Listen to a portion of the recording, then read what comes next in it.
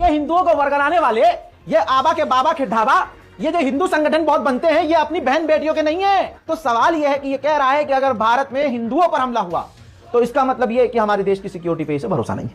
आगे सुनिए इसका अगला। अब तलवारों से कुछ नहीं होने वाला। अब तो हिंदुओं को आत्मघाती दस्ते बनाने चाहिए। हिंदुओं को आत्मघाती दस्ते बनाने चाहिए। हिंदुओं को आत्मघाती दस्ते बनाने चाहिए। आत्मघाती दस्ते बनाने चाहिए। सुन लिया योगी आदित्यनाथ जी, ऐसे ऐसे करके सुनिए आपका शागिर्द क्या कह रहा है। अरे हिंदुओं उठो भैयो, अरे मेरी जान उठो, ये क्या हो रहा है? हमारे मुल्क को तबाह करने की कगार पर तुम्हारे पसंदीदा ये बाबा ले गए हैं। इल्जाम मुसलमानों पर, ये आतंकवादी हैं। करनी सेना का सुनाया ना, ये है आज का हिंदुत्व, भगवा आतंकवाद, इसे कहते हैं भगवा आतंकवाद। अरे भैया ये खुल्लम खुल्ला कह रहे हैं कि हम तो आतंकवादी बनेंगे, हिंदू नौजवानों को वरगला रहे हैं, उनकी जिंदगी। मैं सबूत दूं? UP police, hello hello, samosa रख दीजिए इंस्पेक्टर साहब किनारे, मजा आ रहा होगा आपको, पकड़ के दिखाओ, लगाओ भाई। नहीं बनेगा, आपको हिंदू राज बढ़ाने के लिए भगवा आतंकवादी भी बनना पड़ेगा। नहीं बनेगा, आपको हिंदू राज बढ़ाने के लिए भगवा आतंकवादी भी बनना पड़ेगा। नहीं बनेगा, आपको हिंदू राज बढ़ाने के लिए भगवा आतंकवादी भी बनना पड़ेगा। हाँ, ये दक्ष चौधरी, ये जितने हिंदू संगठन के जुड़े हुए जितने भी, बजरंग दल, करनी सेना, फलाना सेना, धमाका, ये जितने भी प्रभु श्री राम, श्री हनुमान जी के नाम पर ये संगठन बने हैं, ये भाई आतंकवादी संगठन है। खुल्लम खुल्ला कह रहे हैं कि भगवा आतंकवादी बनना पड़ेगा। हिंदुओं ने एक्सेप्ट कर लिया कि भगवा आतंकवादी बनना पड़ेगा। कहां है हमारी देश की एजेंसियां?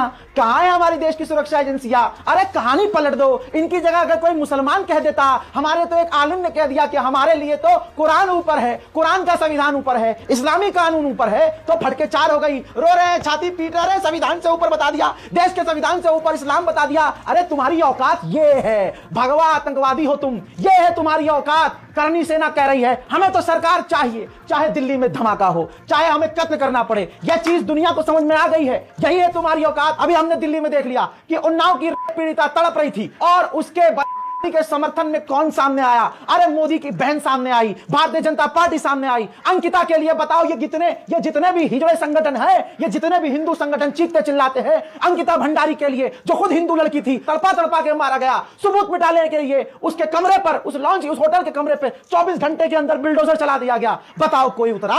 कोई हिंदू संगठन उतरा? यह हिंदू संगठन करनी सेना अपनी बहन के लिए बोले ना ना ना ना, यहां कोई हिंदूवादी बात नहीं है। यहां सिर्फ ये जितने हिंदू संगठन है सिर्फ एक पार्टी के लिए काम कर रहे हैं, भारतीय जनता पार्टी। सोच के देखिए कहां है हमारी देश की एजेंसियां भाई? आतंकवादी बनने के लिए बोल रहे हैं, हमारे हिंदू मासूम लोगों को, हिंदू नौजवानों को वरगला रहे हैं, उनके हाथों में हथियार दे रहे हैं। अब तो धमाका करने को कह रहे हैं, आत्मघाती हमलावर बनने को कह रहे हैं। सो रही है ये, पुलिस को पता नहीं है क्या? सब पता है, दिख रहा है, सोशल मीडिया पर बोल रहे हैं। कहां है हमारे न्यायाधीश? कहां है हमारे न्यायपालिका? सब खामोश है क्योंकि वो हिंदू है।